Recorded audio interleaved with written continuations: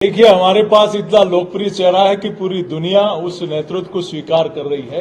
हमारे पास पार्टी में स्थानीय स्तर पर भी अनेक योग्यवान और क्षमतावान नेता हैं, लेकिन सामने क्या दिखाई देता है कि सिर्फ मैं ही हूं, बाकी सब नकारा निकम्मा। ऐसा भारतीय जनता पार्टी में नहीं है।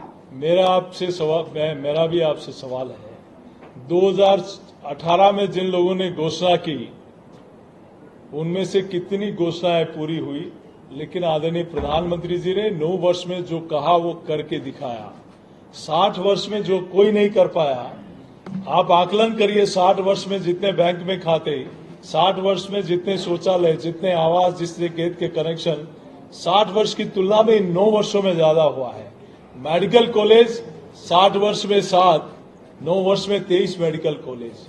चाहे नेशनल हाईवे हो, चाहे रेलवे हो, चाहे सिविल एविएशन हो, चाहे रूरल डेवलपमेंट हो, चाहे अर्बन डेवलपमेंट हो, चाहे देश में गोविंद देव जी हो, चाहे श्रीनाथ जी हो, सामरिया जी हो, सालासर बालाजी हो। पहली बार हमारे सांस्कृतिक स्थानों का विकास के लिए भी पहली बार किसी सरकार ने डेवलपमेंट का पैसा दिया है। तो घोषणावीरों से मेरा यही कि घोषणावीर सिर्फ घोषणाएं करना नहीं होता।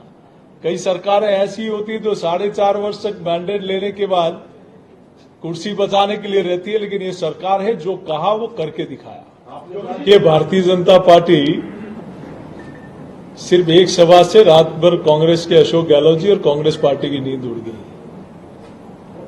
भारतीय जनता पार्टी के साथ राजस्थान की जनता ने भी ये ठान लिया है कि अशोक गहलोत जी, आप सिर्फ घोषणावीर हो, अली बाबा हो।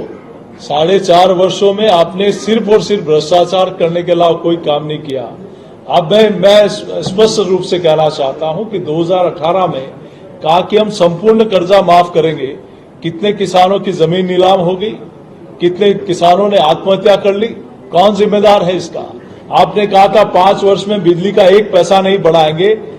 4.5 वर्ष में आप बिजली के दाम बढ़ाते रहे।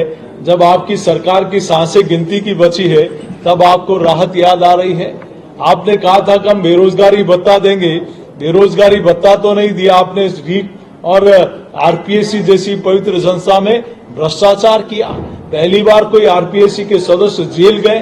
कौन है इसके पीछे? इतने लाखों युवाओं का भविष्य किसने खराब किया? आपने कहा कि हम महंगाई को समाप्त करेंगे। 4.5 वर्ष में सबसे महंगा पेट्रोल और डीजल कहां है? 4.5 वर्षों में सबसे महंगी बिजली कौन से राज्य में है? 4.5 वर्षों में आपने कहा कि हम महंगाई को राहत देंगे। आपने क्या उपाय किए? आपने 10,000 का बिजली का बिल माफ बीजेपी के राज में था, आपने क्यों उसको शुरू किया? आप 4.5 वर्ष जनता से उसकी जेब से पैसा निकालते रहे। अब 2-3 महीनों के लिए जब कोड ऑफ कंडक्ट लगने वाला है, आप क्यों गुमराह करने का प्रयास कर रहे हैं? कांग्रेस के अध्यक्ष है गोविंद सिंह डोटासरा, वो हर जगह जाके कह रहे हैं कि सीपी जोशी को कोई जानता है, वो तो विधानसभा अध्यक्ष को जानते हैं। तो ये उनकी पीड़ा और उल्टा क्या है, आप कैसे देखते हैं? देखिए, ये सही कहा उन्होंने। यहाँ हम लोग किसी एक परिवार के चाटुकार नहीं होते।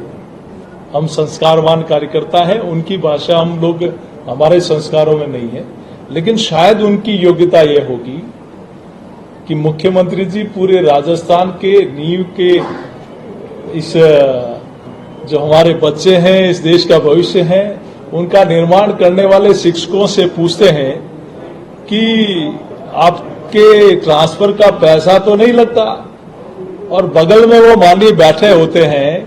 शायद हो सकता है उनकी योग्यता यही हो। सर,